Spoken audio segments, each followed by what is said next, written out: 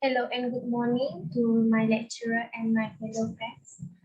My name is Wan Akila and I'm going to talk about testing network design in chapter 11, which is testing and optimizing network design. So first, I'm going to talk about the purpose of testing network design. The purpose is to verify that the design meets key business and technical goals. Next is to validate LAN and WAN technology and device selection. Verifying that a service provider provides the agreed upon service. Next, there are three ways to test the network design. The first way is industry testing service. The second way is prototype system, and the third way is Cisco tools or third party. So this is the most popular industry testing service. The first one is IXA Labs. The second one is Medcom, and the third one is Story Groups. This industry help in testing the network design. They offer their service of testing the network design to the people. Next is the prototype system, as I have mentioned. So there are scope for the prototype system. It is not generally practical to implement a full-scale system to the prototype. However, a prototype should verify important capabilities and functions that might not perform adequately. So, in order to implement the prototype system, of course, there should be a resources. So, the resources are people, equipment, money, and time. So, as the people is there enough staff in order to implement the prototype system? Is the team is complete in order to do in order to implement the prototype system for the network design? That's what by mean people. The second one is the equipment in order to implement the prototype system. The equipment is available. Okay. The third one is money, or more known as a cost.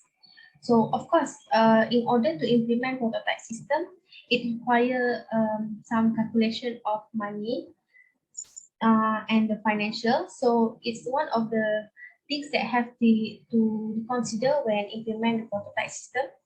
And lastly is time.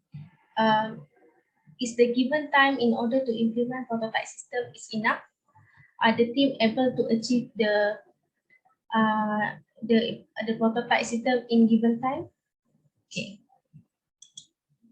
Next is, as I mentioned, Cisco tools and third party. So for Cisco tools, the example are Manage Engine or Manager, and the second one is Enable and Site. As for the third party, it is Network Monitor from Spiceworks and Engineer Sun.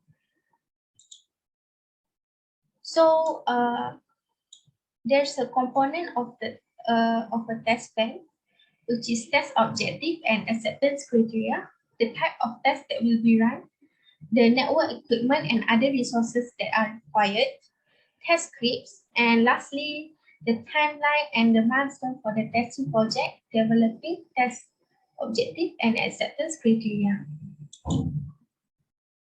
So for the test objective and acceptance criteria, the objective of tests should be based on the business goals and technical goals of the network design project. Second, we should declare the criteria for pass and fail clearly. That's what the meaning of the acceptance criteria. Does that thing being accepted or not? So I will explain about the example of test acceptance criteria. So firstly is the response time. So the acceptance of the response time should be half of a second or less. So for example, when we are doing the testing on the network design and we will get the result. So the result of the response time should be half of a second or less in order to consider it passed. So for example, we got more than half of a second, maybe like 3 seconds of response time. So we can clearly say that the result is failed. As I mentioned before, that's why it is really important to make sure the acceptance criteria is being defined clearly. Next is throughput. The acceptance of the throughput should be at least 2 Mbps. So this is the same thing as I have mentioned before. This is why the reason we need to clearly define what is considered fail and what is considered pass, in order to ensure that the test is can be run successfully and we are not confused by the result. That's all from me. Thank you.